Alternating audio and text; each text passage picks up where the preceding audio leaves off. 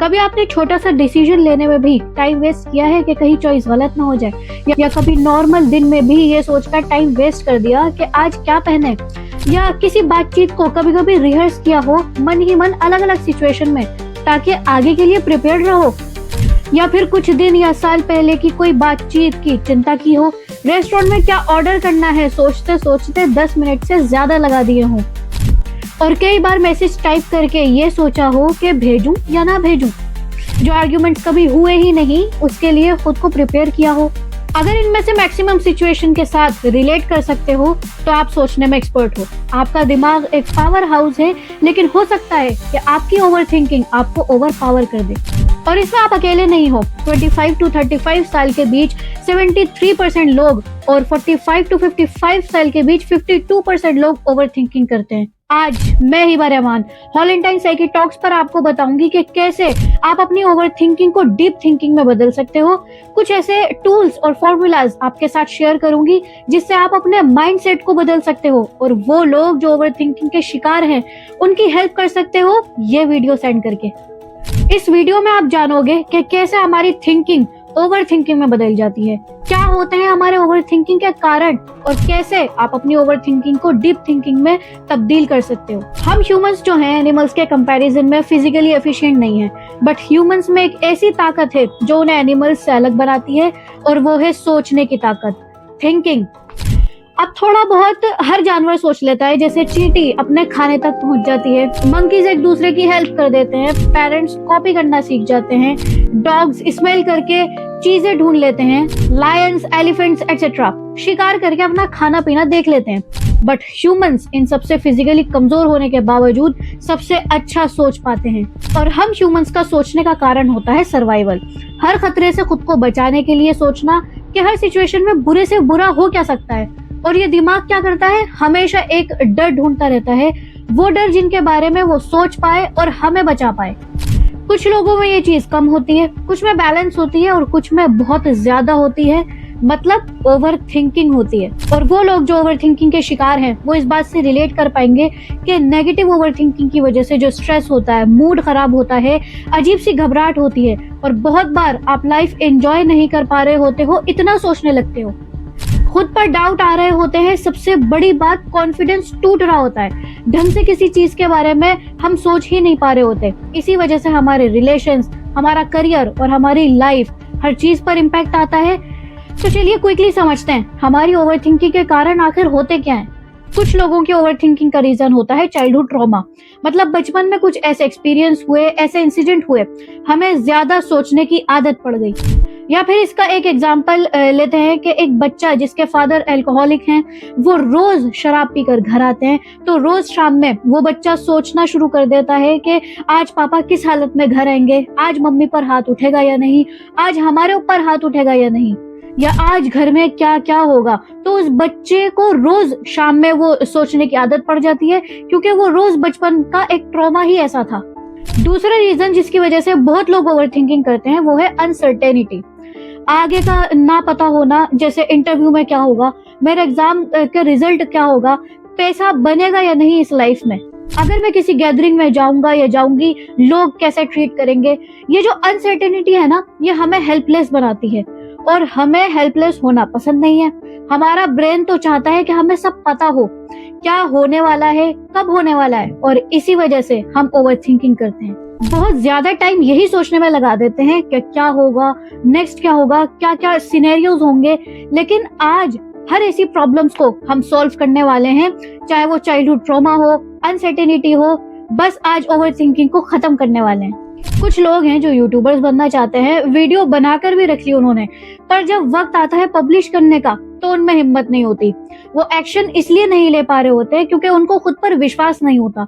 उनको हमेशा ये लगता है कि अभी हम परफेक्ट नहीं है, उन्हें लगता है कि अभी वो स्टेज नहीं आई, अभी थोड़ा और रुकना पड़ेगा। उन्हें खुद पर कॉन्फिडेंस नहीं होता, ट्रस्ट नहीं होता, और ये बहुत बड़ा रीजन है ओवर थिंकिंग का, जिसे हम कहते हैं under confidence. Next reason over thinking का है पीपल प्लीजिंग। अगर आप पीपल प्लीजिंग हो, आपको लगता है कि कोई मुझसे नाराज ना हो जाए, लोग मेरे बारे में बुरा ना सोचने लग जाए, या फिर किसी के माइंड में मेरा गलत इंप्रेशन ना पड़ जाए, तो अगर आप पीपल प्लीजर हो तो ओवर थिंकिंग नेचुरल है, आप करोगे ही। अगला रीजन ओवर थिंकिंग का है फियर ऑफ फीलिंग अनकंफर्टेबल। हम कुछ करना तो चाह रहे हैं पर एक्शन लेना मुश्किल हो रहा है।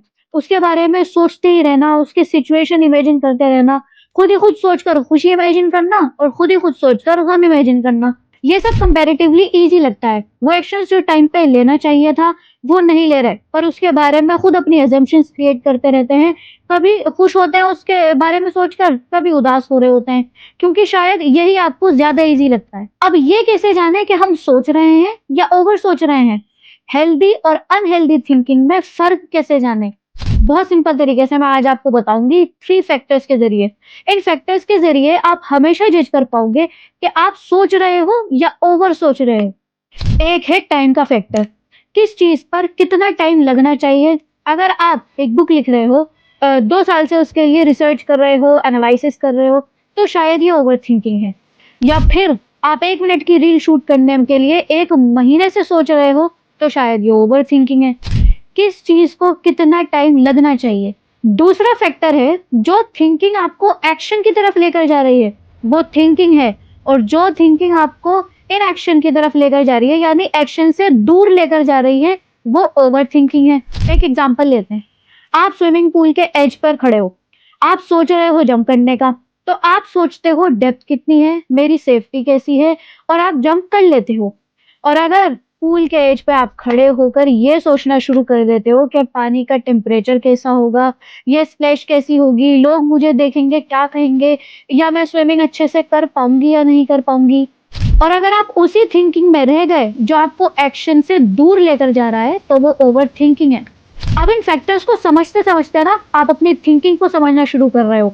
बट बात अभी खत्म नहीं हुई, अभी सॉल्यूशंस तो बाकी हैं, मेन चीज तो भी बाकी है। बट फिलहाल अभी तीसरा फैक्टर डिस्कस करते हैं। इसको हम कहते हैं इफ बट। अगर हिंदी में बताऊं तो, अगर वीडियो नहीं चली, और अगर लोग मुझ पे हंस पड़े, और अगर मैं भूल गई तो, और अगर आपके अगर के साथ तो है, जैसे अगर वीडियो नहीं चली तो मैं वो वीडियो लोगों तक पहुंचाकर उनका फीडबैक लूंगी। अगर लोग हंस पड़े तो मैं गिव अप नहीं करूंगी और मेहनत करूंगी। और अगर मैं कभी कुछ भूल गई तो मैं समझूंगी कि अगली बार किस तरह से याद करना है। अगर हमारे पास साथ में सॉल्यूशंस हैं तो ये हमारी थिंकिंग है, और अगर ये सिर्फ अगर पर ही रुक जाता है तो ये हमारी ओवर थिंकिंग है। हमें यहाँ पर समझना होगा कि हमें तूफान को रोकना नहीं है, बल्कि उसे मोड़ना सीखना है।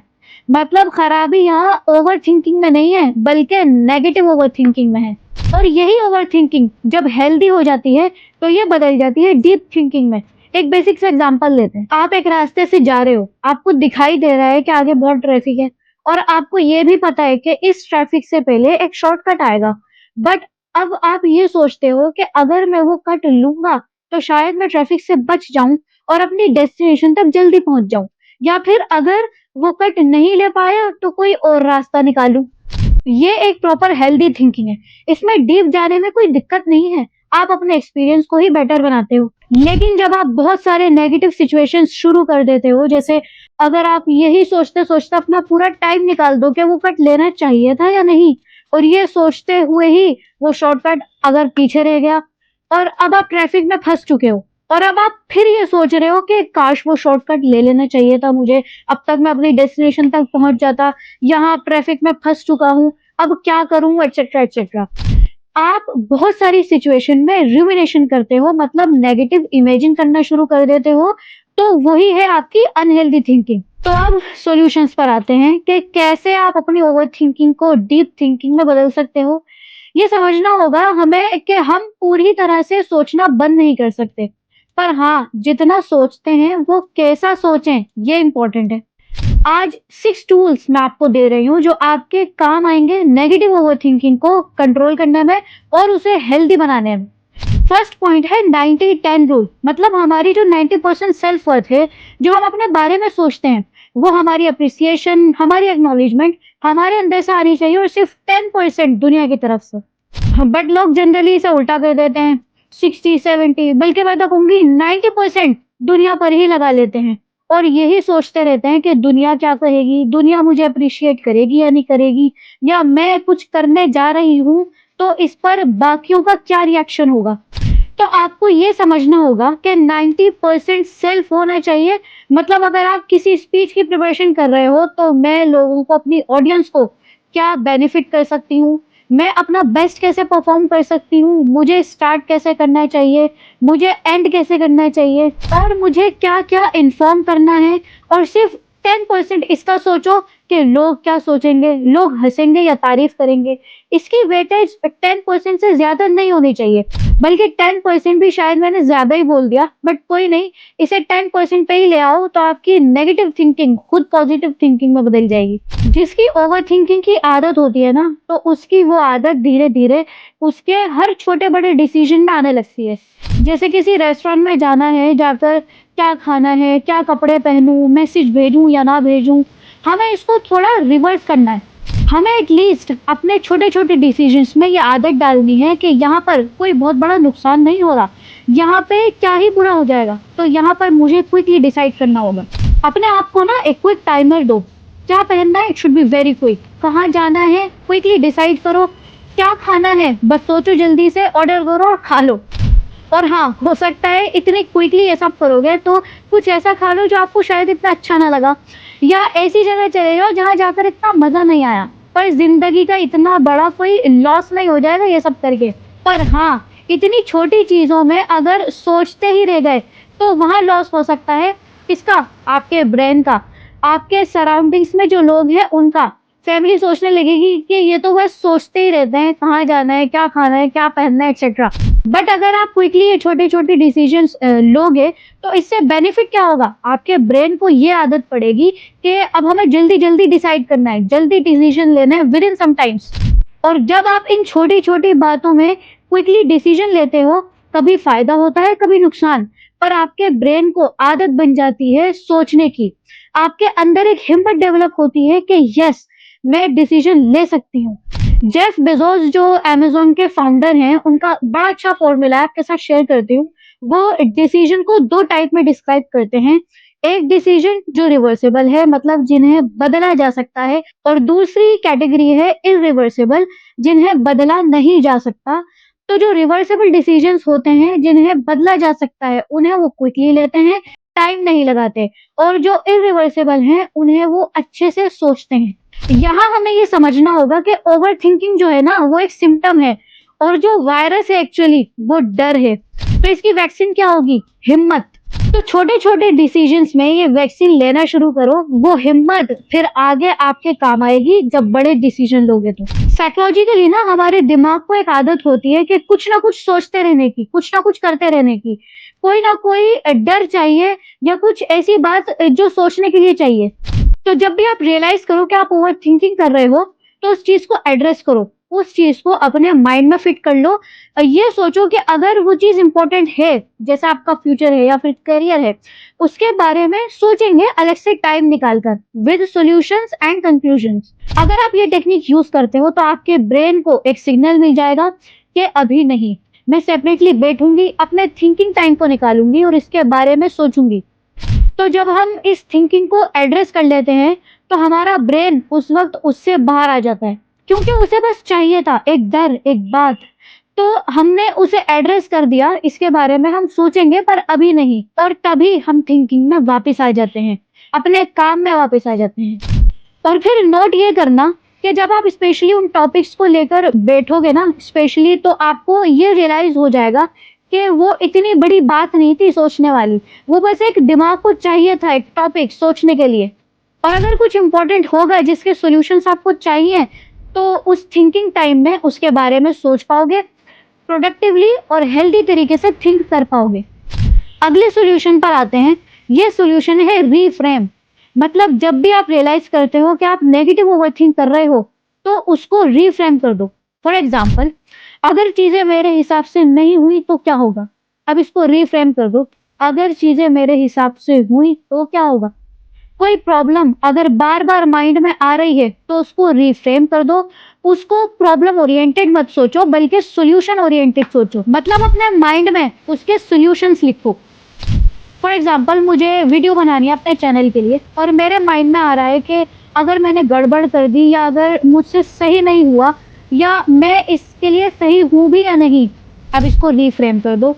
कि हाँ, मैं नर्वस हो सकती हूँ, बट ये नॉर्मल है। मैं गलती कर सकती हूँ, बट आगे और भी अपॉर्च्युनिटी मिलेंगी और अल्टीमेटली मैं कुछ सीखूँगी और अच्छा काम करूँगी। और जो सीखा है, वो अच्छा और आसान तरीके से अपने ऑडियंस को सिखा पाऊँगी। सिर्फ़ इन बातों को रीफ्रेम किया है मैंने और देखें, अपने आप में एक कॉन्फिडेंस बिल्ड हो गया।